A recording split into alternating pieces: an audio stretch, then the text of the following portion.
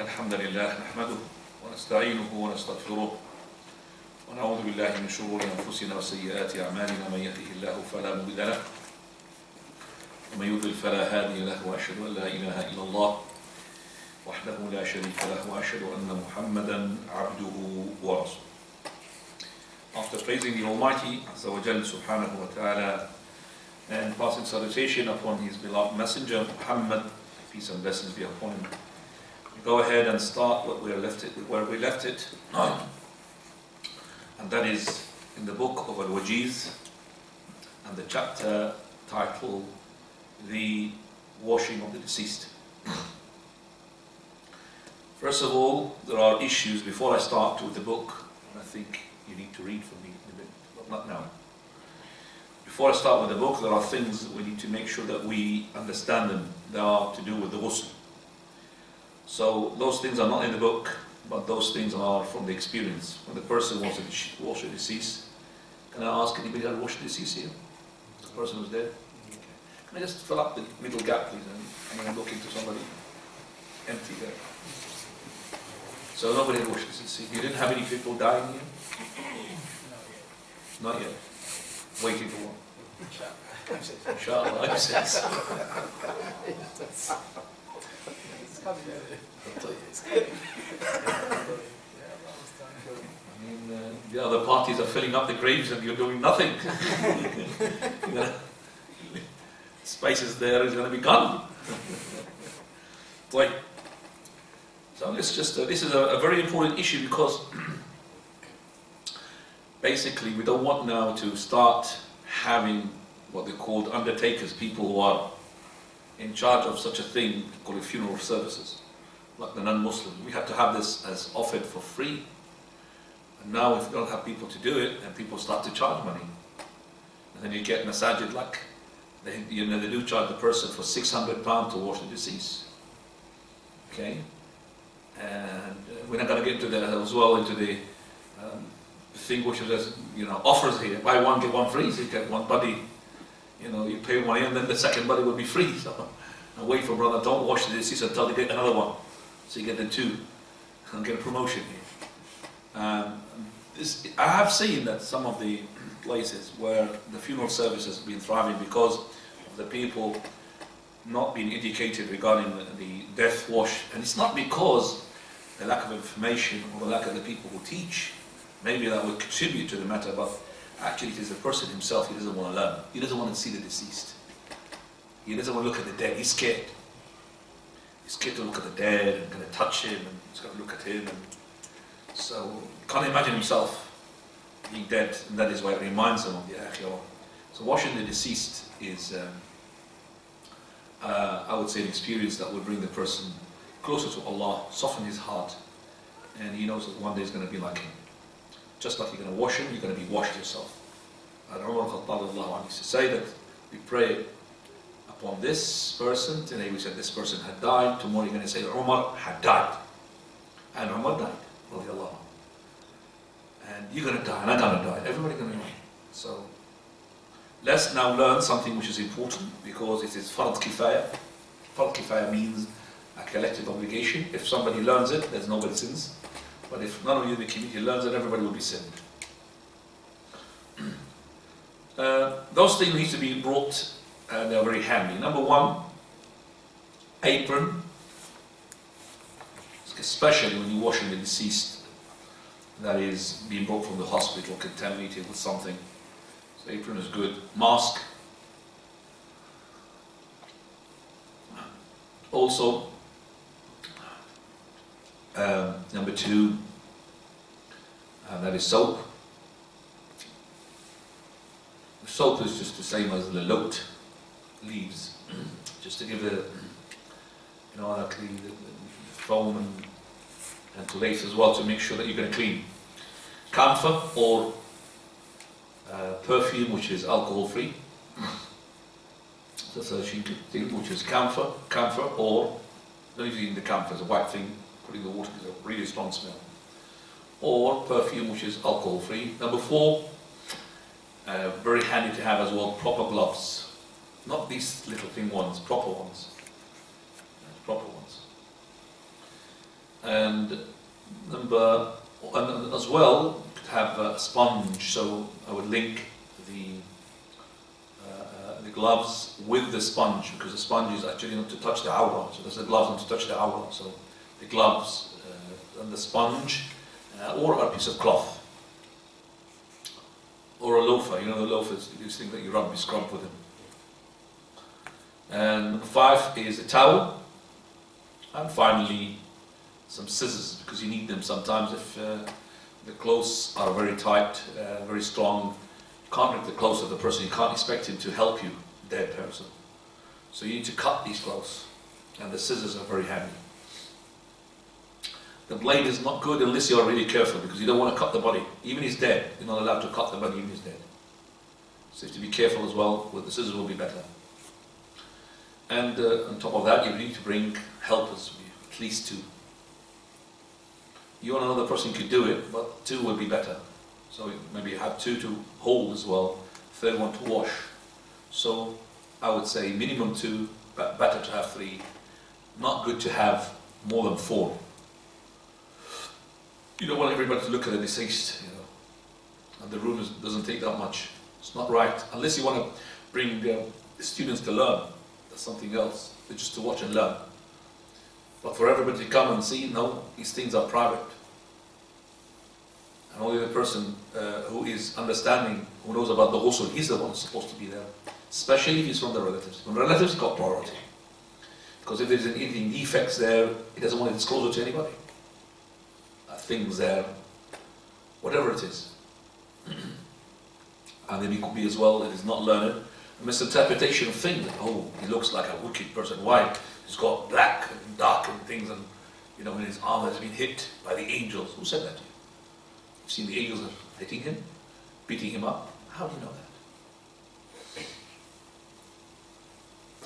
For verily, now we're going to start with the how to wash. So this is, you could say A, to bring the following. There's a 1, 2, up to 6. B is the description of the wash. Number 1, take off the clothes. So by cutting them with scissors. Number 2, removal of the impurities without exaggeration. I mean, some people as well have impurities, like for example, they have died and still they are in the process of urinating or excreting. So you need to put some water just to wash that impurity from that area. So you could put, water on that in order to get rid of that impurity. And without exaggeration, it doesn't mean, for example, that I need to put my hand into his, for example, backside to get the penis. It's not right, to get the excrement. 3rd one, which is also to help, is to give a slight little push onto the belly. By the way, write that thing because it's not in the book. To give a little slight push onto the belly, in order there is something there to come out. And would help as well with that push is to make him to sit. Not to sit completely, just tilt him a bit, so he's dead. Hold him from the back, push him a bit forward. Female or male, by the way. And give a push onto the belly, the abdomen, the stomach, and whatever comes out, wash it. Now we start with what's in the book. All of that what I mentioned is nothing to do with the book. Not for the book now. First of all, full wudu. So the wudu is to put water in the right hand, with the left, wash it, then you put into the mouth, okay? So the mouth is going to be, pour water and come out, okay? You're not going to use his chin to move it to gargle him. You just put the water in the muck, come out, and then the nose, and then the face, right arm, left arm, head, ears, and then the right foot, left foot. So you finish now the wudu. So that's number 4. Number 5, to start with the wash now. The wash is to be odd number. So you got 1 wash, not enough, 3 wash, and that's the best. Not enough, 5 wash, not enough, 7 wash. Okay. Number 6, when you wash, to start with the right side, then the left side. So you divide the person into two halves. Okay? So you got the right side, or the right side. So that helps you. So you could, for example, that because the body, you could turn him to the left or to the right. So when you turn him to the, for example, to the left, you wash his right side, underneath, and you touch him to the right, and you wash his left side, underneath. Somebody's going to help you out, listen. So somebody's going to help you, and you're going to wash from beneath. And we make sure that we have always the awra is covered with not a piece of cloth, proper towel, thick towel, because the water sticks to the body, so we don't want to show the organs of the person. But what is the awra of the male? What is the awra of the female?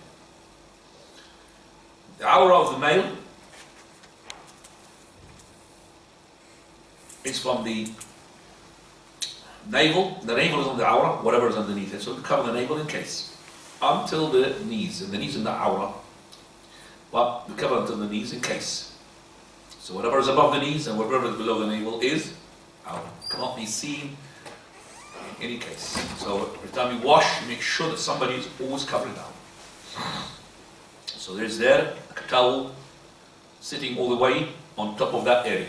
As for the woman, all her body is awra except for the following. The area of the wudu, the top of her chest where she puts her necklace, and below her half of her leg, I mean below her knees, where she could put it, where she puts the bangles. Okay, that's where it is, half of the leg. So it is not allowed to show the knees or above the knees or her breast, even in front of women. It's not allowed. It's totally covered, except in one case. That is the husband washing his wife and nobody else there, and the wife washing her husband and nobody's there. Then he's allowed to take. There's no covering.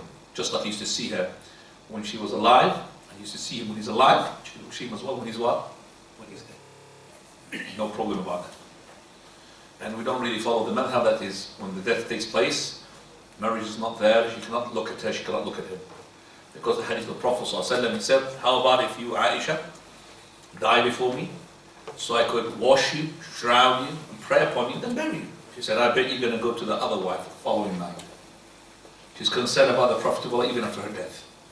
She's going to be jealous. The Prophet smiled. Didn't say anything. I mean, what do you expect to say? I'm going to detach myself from the wives because of your death? No.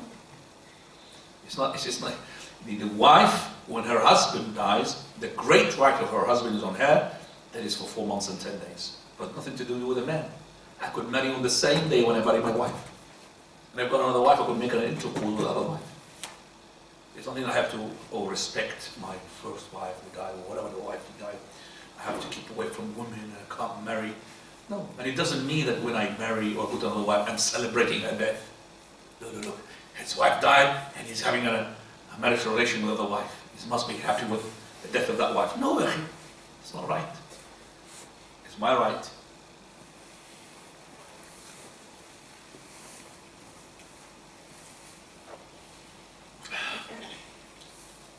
The men washes the men, women washes the women, except for the husband washing the wife, wife washing the husband. If there is a man who died amongst women, and there is no one, none of them is a wife of his, and they're strangers, or they're cousins or whatever, then they're not allowed to strip him on his clothes. They wash him with the clothes on. And if a woman dies amongst men, same thing, they're not allowed to strip him out of his clothes. They wash him with his clothes on. Just put the water.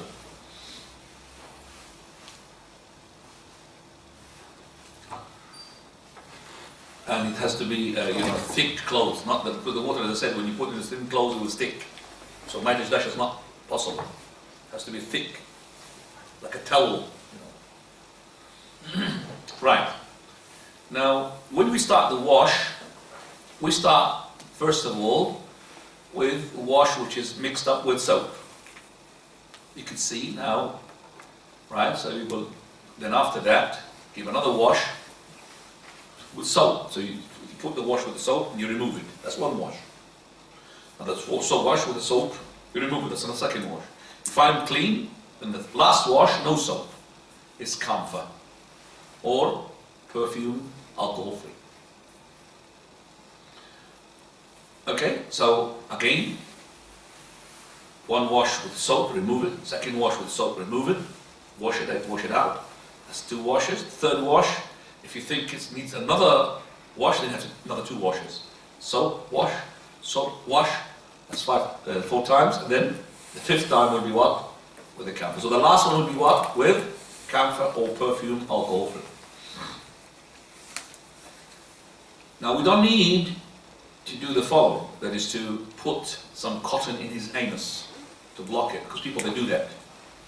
Then there's no need to put henna. You know henna, the people, they think that henna is from Jannah. Henna from Jannah. Henna is from the shop. So there's no right to put henna. People think that there's henna. And not correct as well to pluck underarms or to shave pubic hair for the person who's dead, or trim the mustache, clip his nails. It's not right. He's dead. So all of that is not right. Now, as for the hair, not to cut it, but to comb it. If the woman, she's got plaited hair,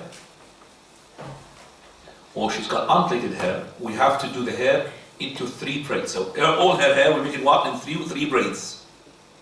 We'll put it back behind her. As for the man, no plaits, no plaited hair, no braids. We comb his hair, comb his beard if you want as well, hair and beard.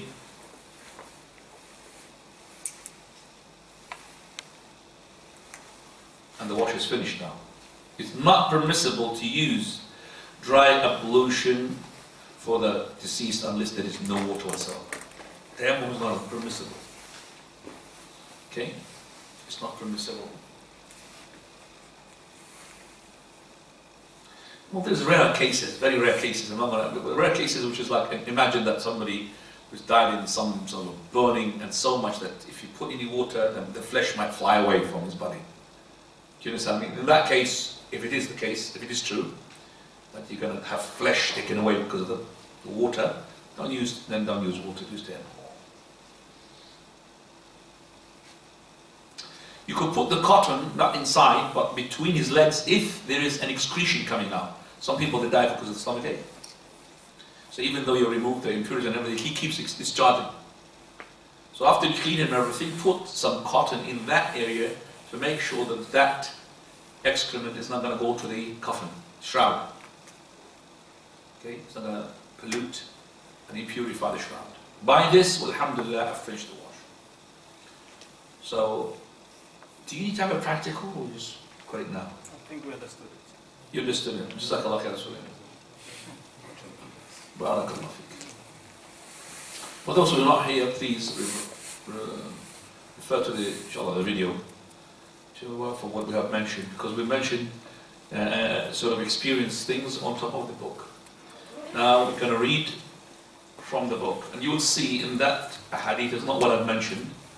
As I said, these things are with experience they come. Go ahead.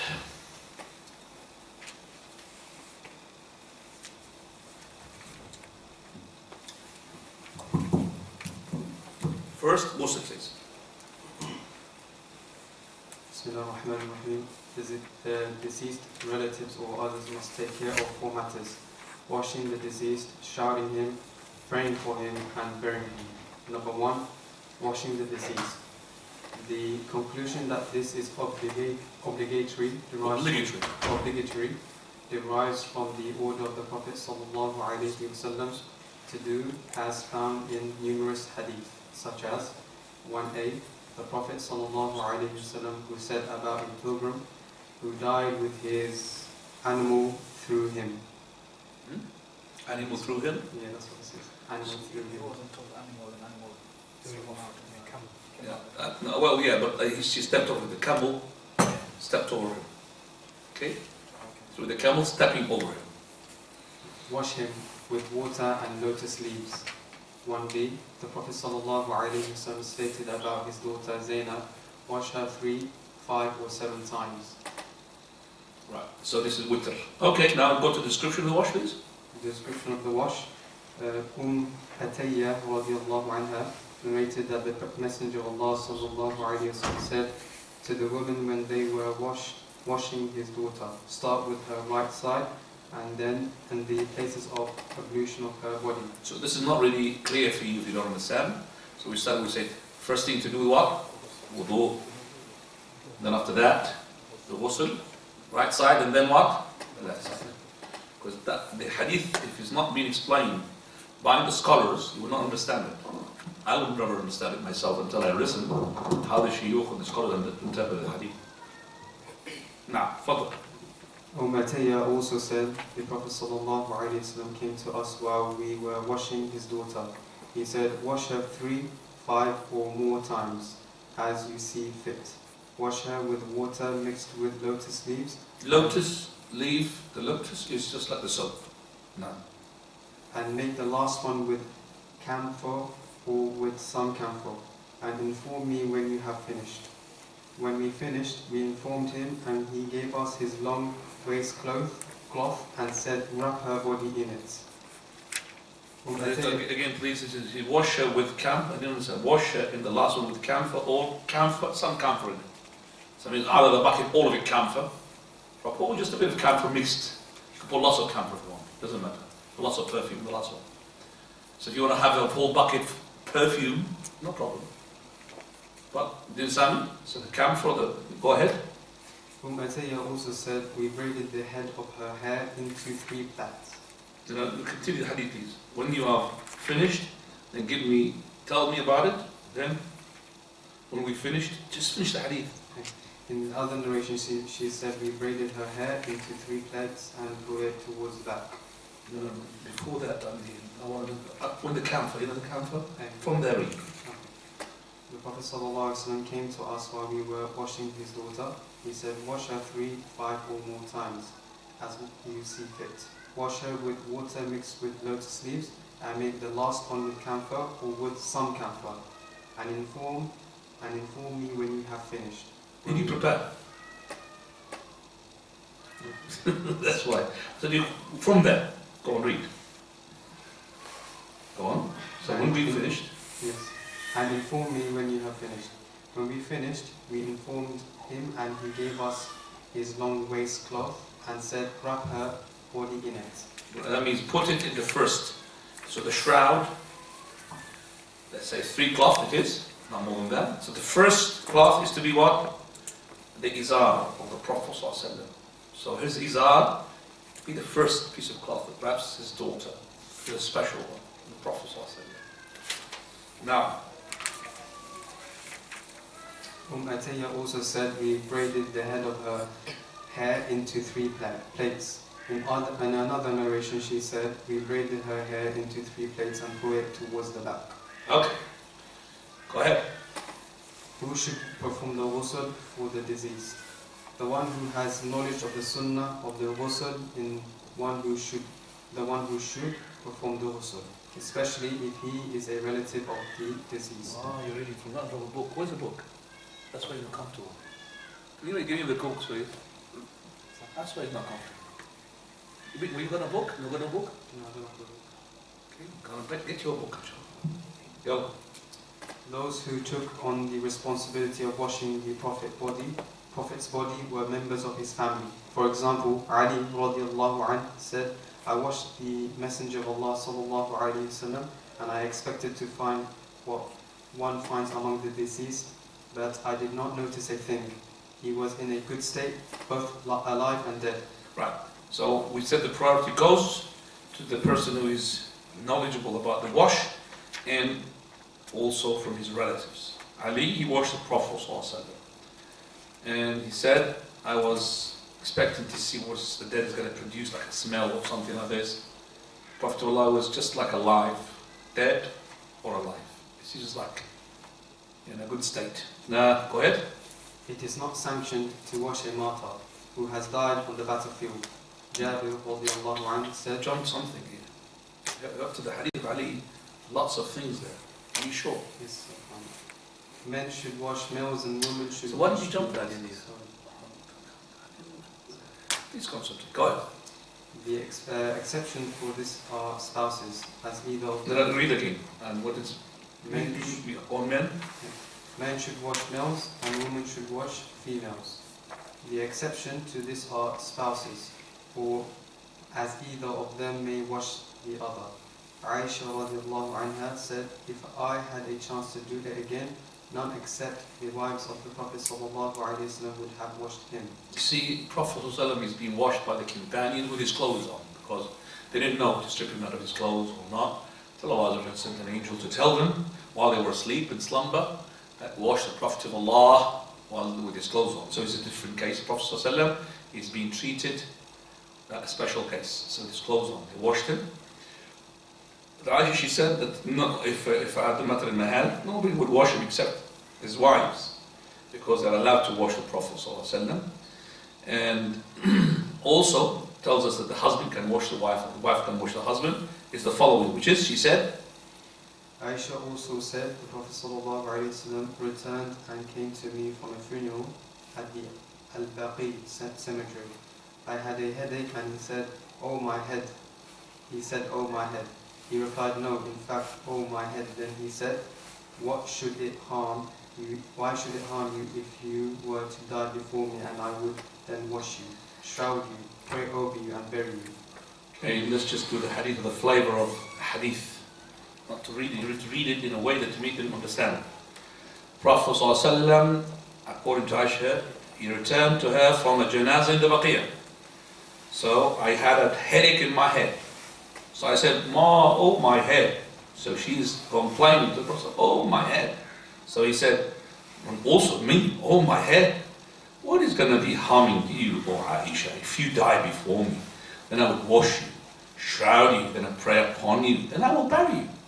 Then as I said, you could add, she said, and I bet you're going to go to the following wife, or follow the same night. Prophet smiled. So you could add that as well to the hadith. So we understand now from that hadith, Prophet of Allah is saying it's allowed for the husband to wash his wife. And there's a wash between the husband and the wife on their own. He's allowed to see all her body. There's no covering of the awrah, there's no awrah.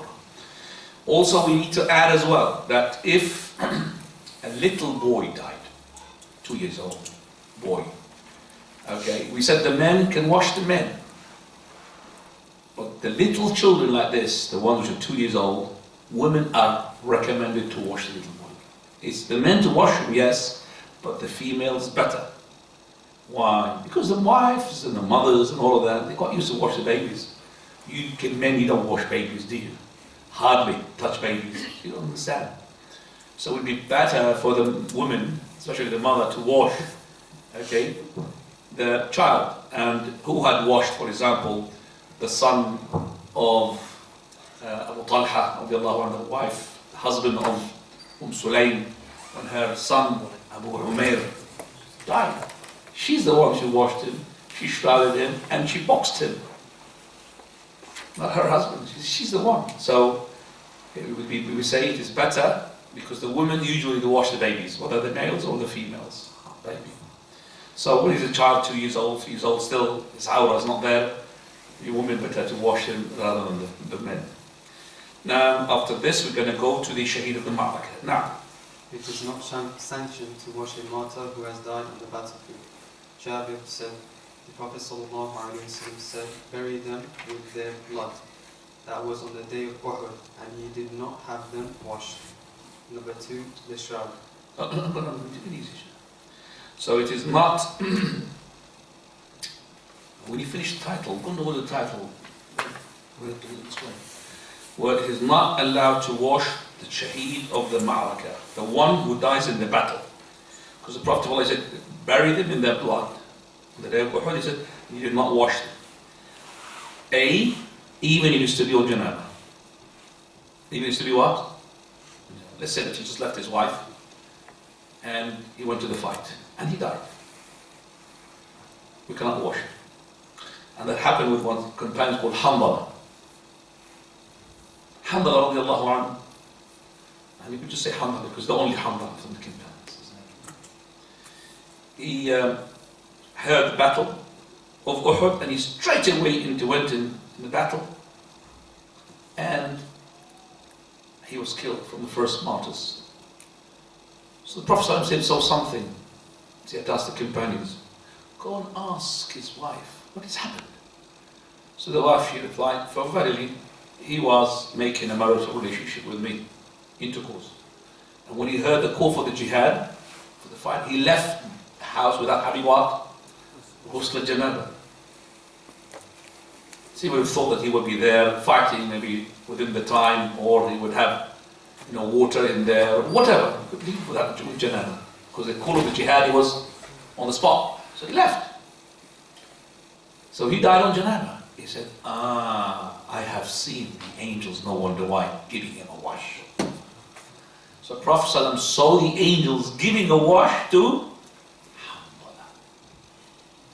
So the wash, he had the spiritual one. But he did not give him the wash, which is the actual one. Because they're not allowed to have a wash. B, or number 2 regarding this issue, the martyr is the one who is in the battle. So not the martyrs, but where, for example, let's say the ones who die from their stomach, or they die because of burning, because the Prophet called them shaheed as well. When the Prophet asked the companions, who do you consider the shaheed?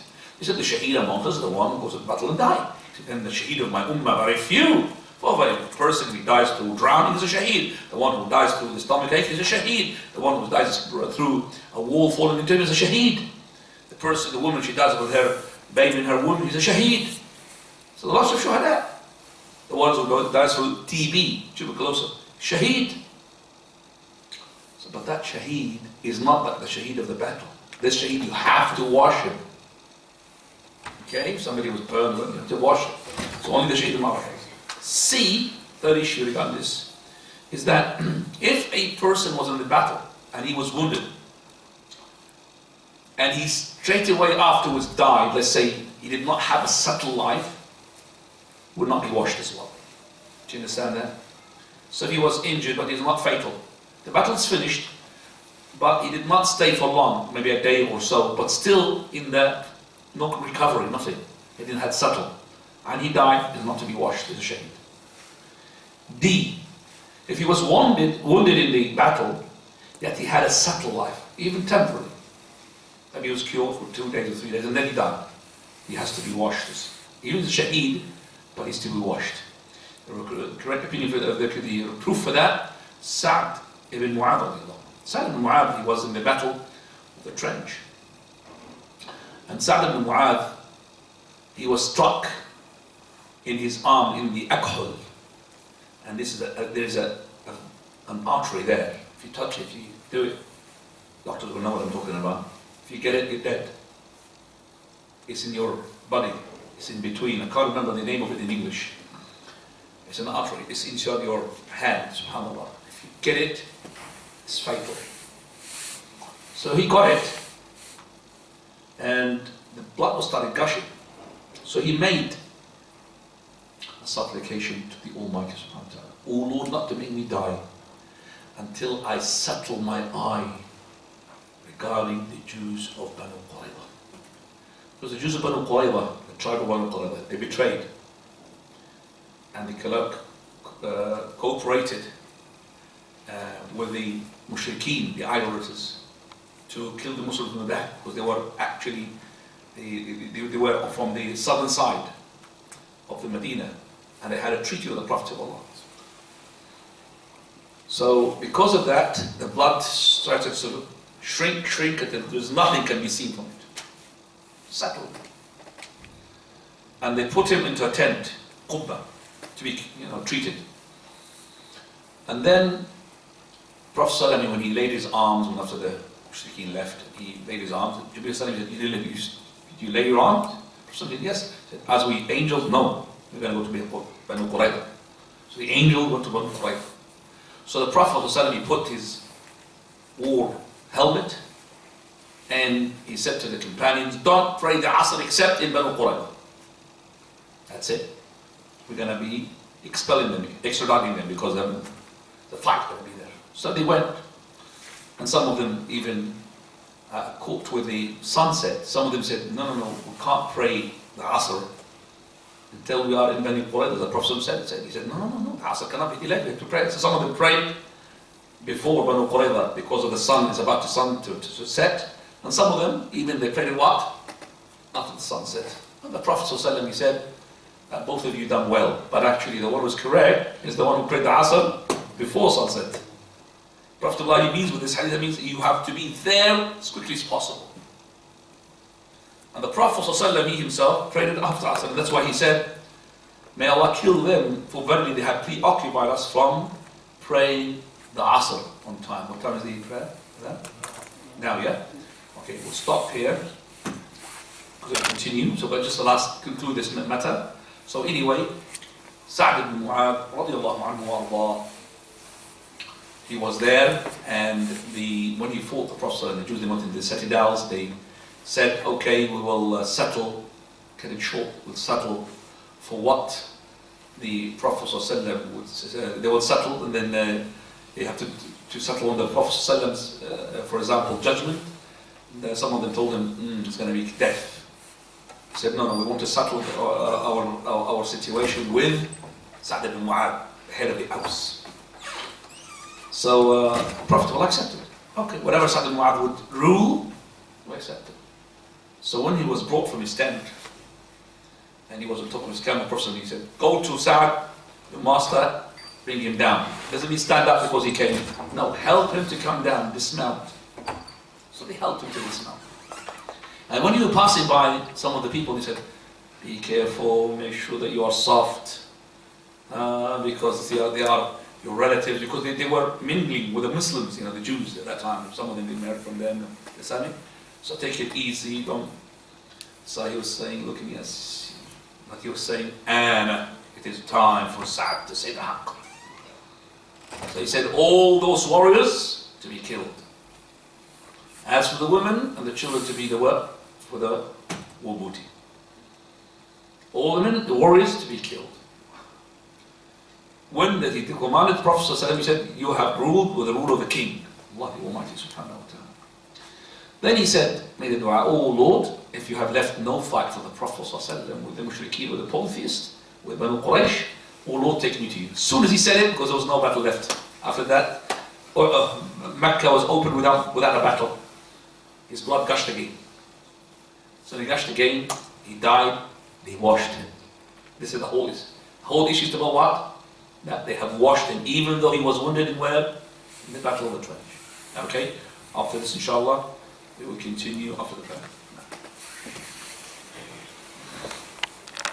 Ismail. Number 5, you're going to be saved from any harm on the day and on the evening. Number 6, no sins will be recorded against you except for shirk. And number 7, you're going to be saved from the plot of the shaitan, the day and the night. And number 8, can be the best of deeds, except for a person did what you did and he did extra good deeds. So all of these immaculate rewards just are simple act is to do La ilaha illallah lahu la sharika lahu al-mulku wa lahu al-hamd wa huwa yumiitu ala kulli shay'in qadir. 10 times. For some people just left the room straight away after the prayer.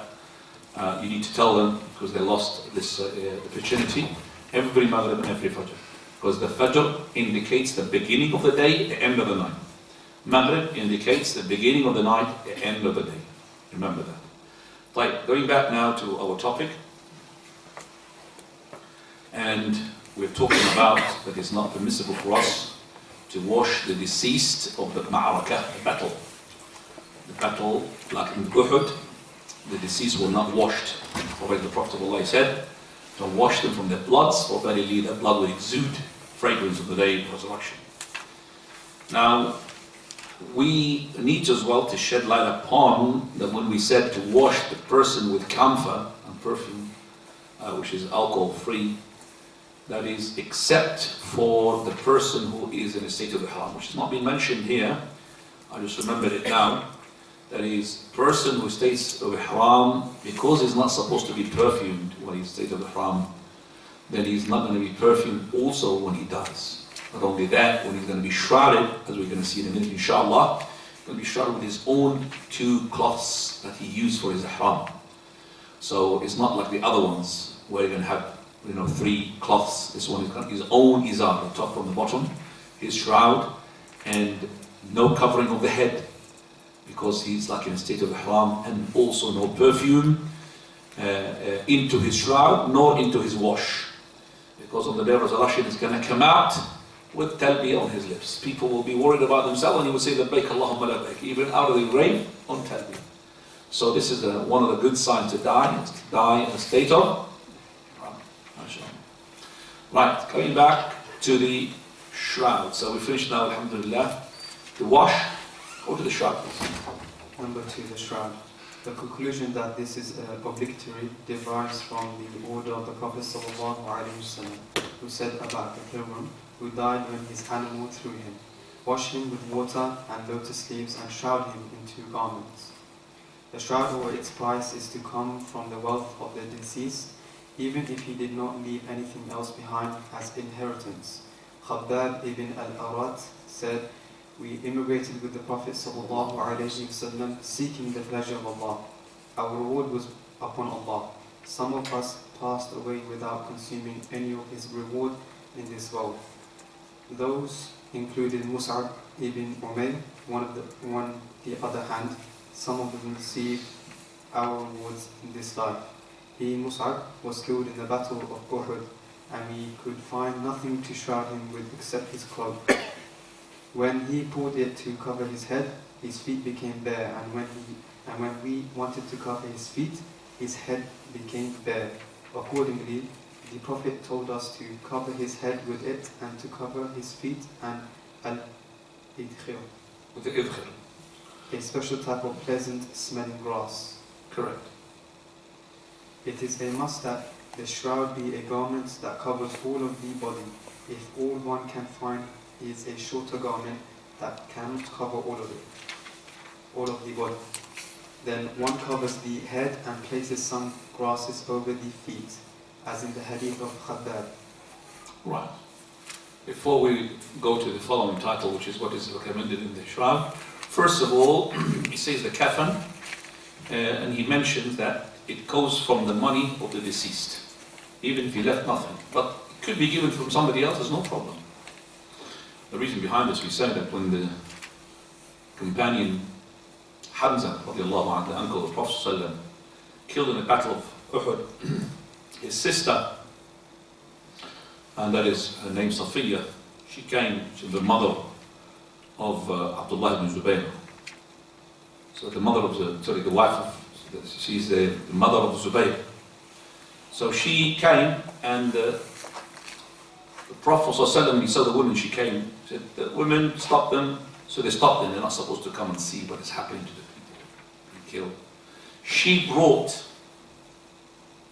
2 garments, skafan, for her brother, which is Hamza. She's the auntie of the Prophet ﷺ. So when he stopped her son, she pushed in his chest. MashaAllah, a tough woman. She pushed in his chest, said, Leki Ani. The Prophet ﷺ stopped you because he doesn't want her to see her brother being mutilated.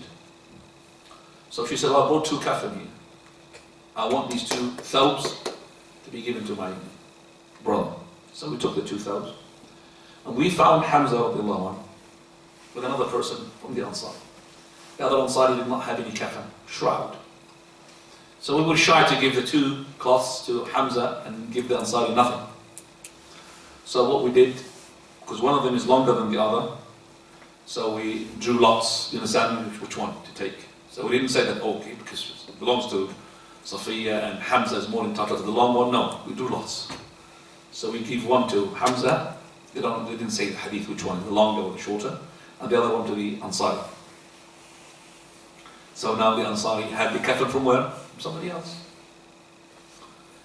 So the priorities, or the prioritization of the person when he dies, we mentioned that last time. What is some first thing that goes from the person's who's dead? Yes? Yes? Yes? Okay, so what is the first thing you said, when somebody dies? What's the first thing goes from his The funeral. think? Funeral cost, which is from the shroud. See? Okay, second one. Release the cost to release the assets. Which is the debt. Second one is the debt. The debt is of three categories. Releasing the assets. Releasing the assets, that's number one. The debt of what? Allah. You're reading, you're not the point of remembering. You know I'm reading. I don't want you to read, you remember it. Third one, the debt of the people. Third one, wills. After that goes inheritance. The last one is the inheritance. Right. This is the first issue. Second issue is you can see here that companions didn't have a shroud. Mus'ab ibn Umayr who died, he's not from the giving glad tidings of paradise, yet some of those who are being given glad tidings in paradise, like Abdurrahman al-Awfi said, Mus'ab ibn Umayr died before me, he's better than me. So Mus'ab is better than Abdurrahman. So it doesn't mean, those 10 that he designated, it doesn't mean every single one of them is better than the others. Yes, Abu Bakr, Umar, Uthman, Ali. But the rest, no. The rest as in general. We give the glad tidings, first priority or preference to the 10 who have been giving glad tidings, but not every single individual one of them. Because Hamza is not from the 10. And go the Prophet ﷺ. So Mus'ab ibn Umayr, when he died, when he was killed in the Battle of Uhud, Mus'ab ibn Umayr and Hamza's, by the way, grave are close to each other.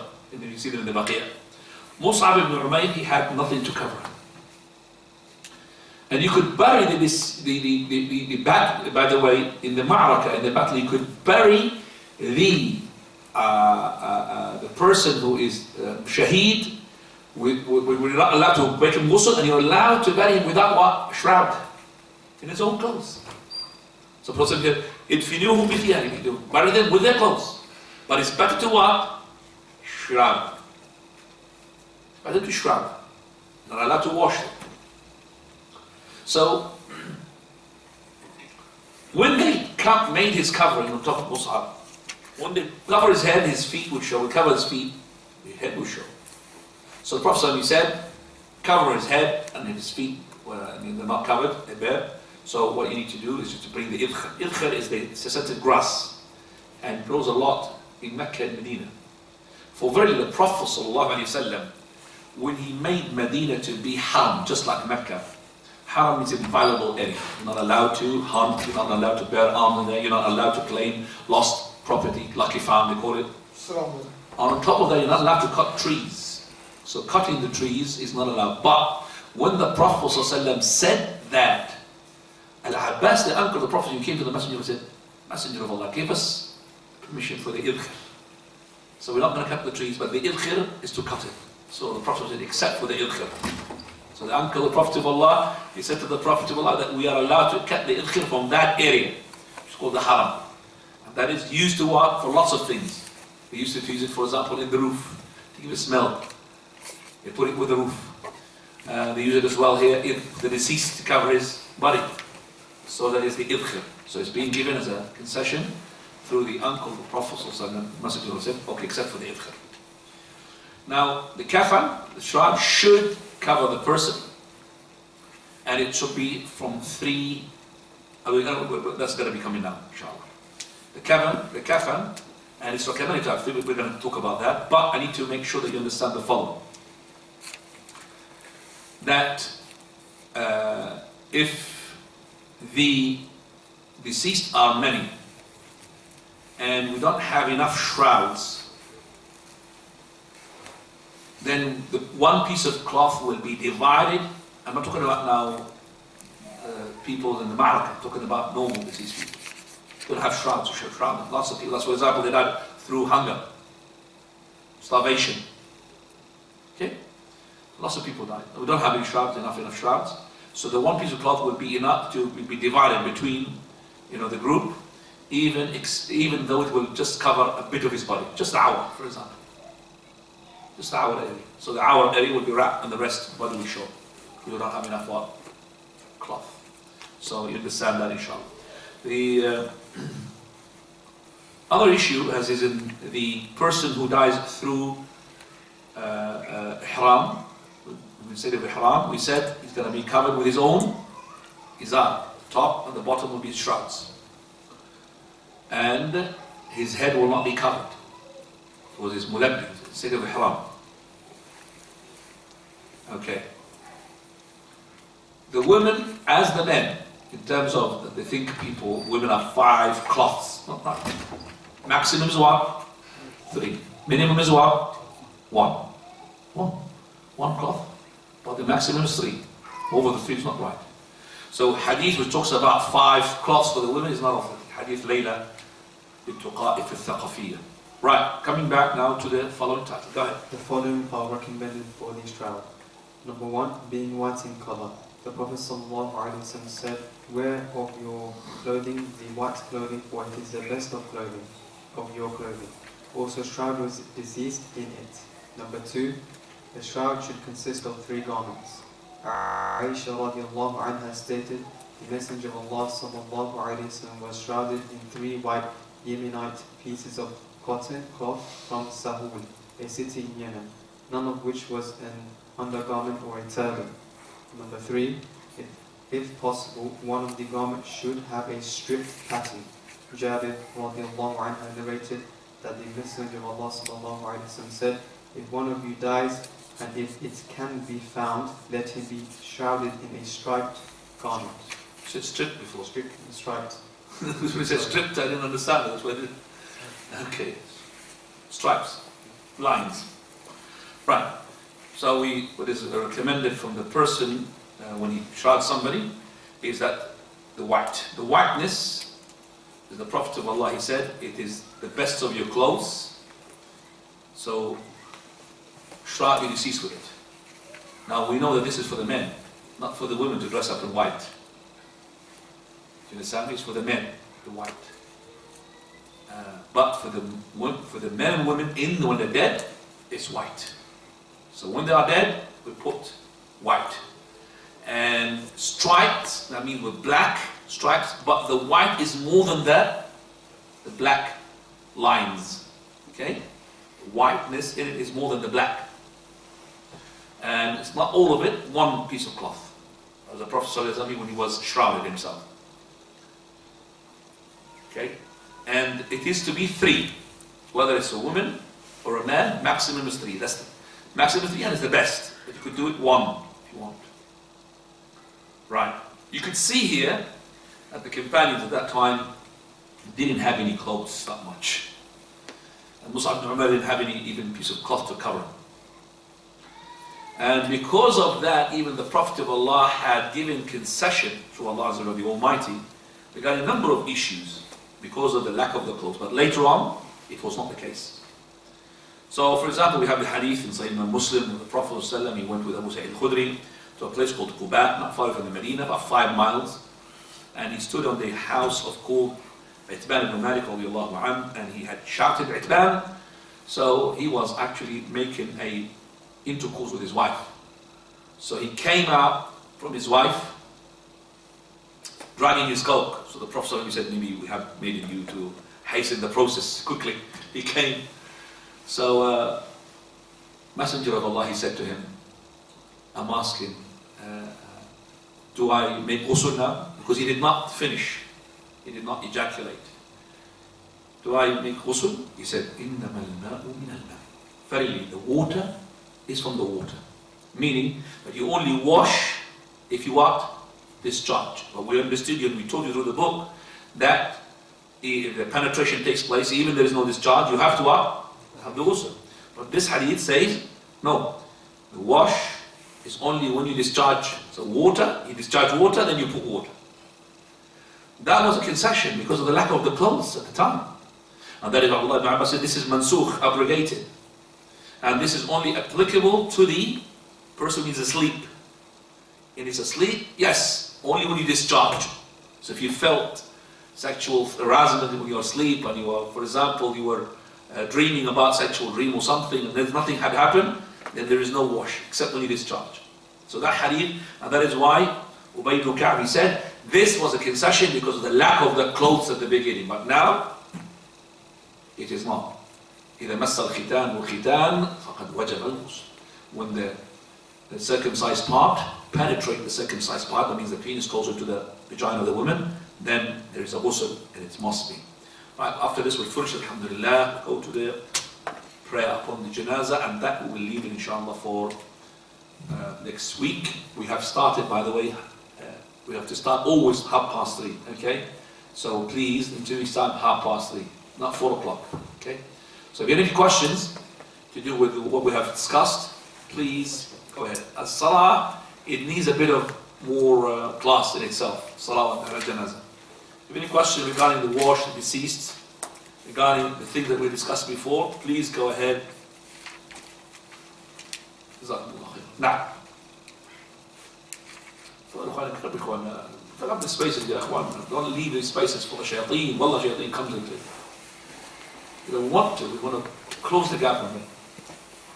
That's it. Somebody says, I want to leave a space for the angels. Subhanallah, you can see angels, mashallah.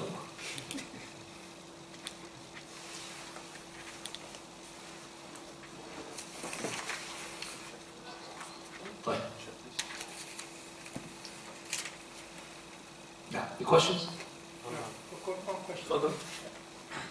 You got one question, inshallah, other people got one more question, inshallah. Is it the sunnah to buy your own garments for shrouding? I mean, to get Very good ready? question. Very good question. Have you prepared that question?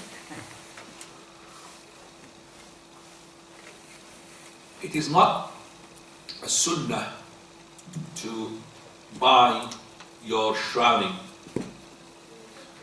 to say that I'm going to buy it because it's sunnah. But if a person purchased his shroud and he puts it in front of him, especially every time he opens his wardrobe, believe me, he's going to affect him. He looks at, oh my God, I'm going to be in that one. I'm going to be in that one. It's scary. So if that is the case for it, no problem. If you think this is a sunnah, no, it is not. For verily, the companions had specified some of their clothes, like Abu Bakr, to be shrouded in. And not only that, there was one day a woman, she knitted something for the Prophet ﷺ, handmade. The Prophet ﷺ liked it. So when she was giving it to the Messenger of Allah, one of the companions said, oh, if you could just give it to me, Messenger of Allah. Companions were not happy with what he had said. He said, don't you know that the Prophet of Allah, whenever he asked for something, he would give it? You know that the Prophet was in need of it. He said, I don't want it to be my clothes for my life. I want to be shrouded with it on the day of resurrection. And it was a shroud.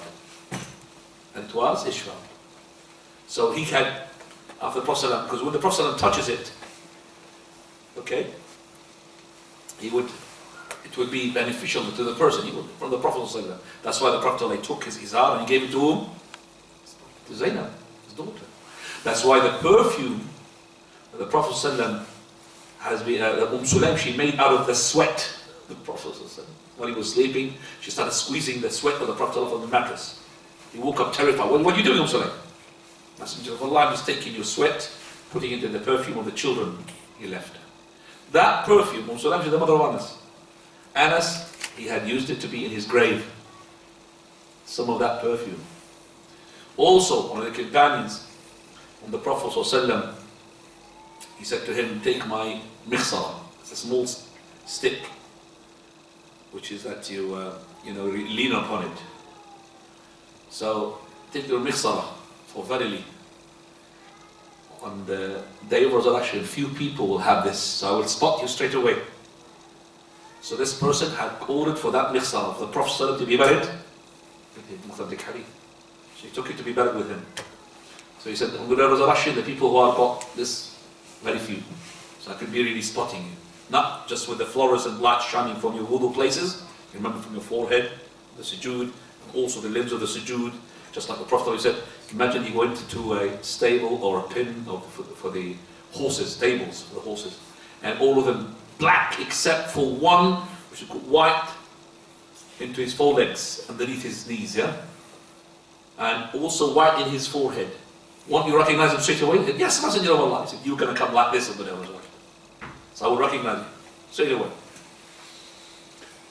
And even the Ahlul Bid'ah, who have the wudu, Prophet ﷺ, he would see them and he thinks that they are from the good people, to allow them to drink from the water. of his pool, but he could see the angel taking them away. Suhaib, they are from my followers. Prophet says, no, Messenger of Allah, you don't know what they have done after you. From the bid'ah, even the wudu, the bid'ah. So that tells you the Prophet of Allah does not know the ghaib, because if he knew the ghaib, he would have known what these people had done. And also, even though they are making wudu and everything, they're from al-bid'ah, they're not going to drink from the Zamzam water, from the pool of the Prophet of Allah, which is the most sweetest, the biggest out of all the prophets. And not only that, the Prophet of Allah, he said, Sbiru, don't make a coup against your leaders until you come to the pool. So from the condition to come to the pool, not to make coups against the governors, especially if they are tyrant leaders. You're not going to drink from the pool of the Prophet of Allah. You're going to be taken away. Now,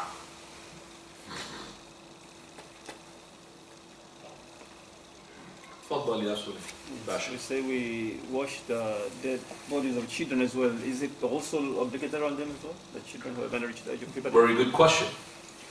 The ghusl on the children is obligatory, and the shrouding is obligatory. The one which is not obligatory is a prayer, as we're going to come to in inshallah. But the ghusl is obligatory. Can we explore the question? Talk about the baby coming out of the womb because of abortion, or because of he died in the womb. You want to ask about that, or shall I ask myself? Yeah, let's go on, Right. The child, if he comes from the womb of his mother, alive, he just made a shout, or a cry, or a sneeze, or any sign of life, breathing, came out, he already can inherit. How can he inherit if he's going to die? Let's say in those seconds that he lived, his father died. He already inherited in those seconds. And when he dies, he's going to be bequeathed back. Did you understand what happened here? In those seconds, his father died, or whatever, brother has died, his mother died, he's going to inherit. So, if he inherits, and he's going to die, he's going to now be bequeathing back. You understand me? In a different formula, mathematical formula, that his father's giving. Do you understand that? So his mother will take more now. If he dies, that person, he should be washed, shrouded, buried, but the prayer is not compulsory. Some of the scholars, they say there's no prayer. If he's to born, there's a prayer. But if he's to born dead, washing, shrouding, compulsory, but the prayer. Difference among the scholars, some of them no prayer. Because the Prophet of Allah said that only when he's born alive, a siqt, they call him, premature baby. Or Shaykh al-Albani says, no, there's a prayer is possible, permissible. But there's a hadith in Sahih Sunnah Tirmidhi, la yusalla alayh, no prayer upon him. So, the child who is born dead is no sign of life. And that goes on, even he was being taken away by an operation, or he came out, until we come now to the womb of the mother. She's only 3 months, 2 months. So what's coming out is not a figure of a human being. It's pieces of meat, basically. There's nothing there. Okay? We say the washing is not required, but the shrouding and the burial is a must, no prayer. Do you get me now? So these are pieces of meat, no human being figure there. So, but if there's a human being figure, regardless whether he's dead or alive, we have to make the wash, we have to make the shroud, make the burial, the prayer. As I said, ikhtilaf between the scholars, only when he's alive. They say some of them they're not, even in the dead, you could make the prayer, it's permissible. But it's not a must like the adults. So, if it's pieces of meat, no washing, just shrouding, boxing, putting into the graveyard to bury it. Now, further. I saw when I went to burials, they would put the deceased in the coffin. They wouldn't get it out. So they would leave it in the coffin and bury it. Is that allowed? I haven't really yet arrived to the moment, but no problem to ask questions like this. It's a person asking around that the person is being buried in the box. Okay? So it's not being put into the ground. Well, we say sunnah is actually to remove that person from the box. But if you are in an area where municipality doesn't allow that, what are you going to do? What are you going to do? Okay? So we need him to be on the ground, from the earth, not from the wood. Okay? So some of the municipalities allow it, some of them they don't. And they even send people just to watch you, especially the Muslims.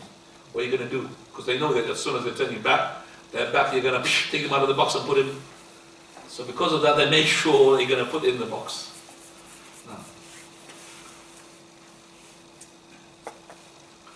Now, After burying the deceased, do you have to do ghusl? after burying the deceased, after, you mean washing the deceased. After washing the deceased, do I make wash? It is recommended, not compulsory. Prophet of Allah said, he who carries the deceased, they let him make wudu, and he who washes the deceased, let him make a wash. But we have a hadith from Abdullah ibn Abbas, some of us used to make a wash, some of us used to make the wudu, so it means it's not an invalidator. So recommended if you carry the deceased to have wudu before you pray, recommended if you have washed the deceased to have a wash yourself, but it's not compulsory. Good question. Now, We got these three pieces of clothes, shrouds, and you just explain how shroud both men and female. I've got some, whatever. Start with the young. Now, Can you just explain how shroud is moving in these three pieces of cloth? shrouds because, okay, cloth like this. See the cloth on the table? It's exactly this. Is imagine that this one is wider because I don't think it's going to wrap me. So let's say this is a piece of cloth. Have you got a piece of cloth? I'll show it to you. You got a piece of cloth on the table? Yeah, we have one there. Okay, give it on. Well, shrouded. Good shroud, mashallah. That's good. Okay, so that is very good piece of cloth to shroud somebody with. Can I have somebody who's a volunteer, please? Hassan. Yeah, Hassan. No one's, I don't know, they asked for you. Yeah. You got one? Can I have another one, please? Can I have another one from the table there? No? Can I have this one, please? Yeah, you can.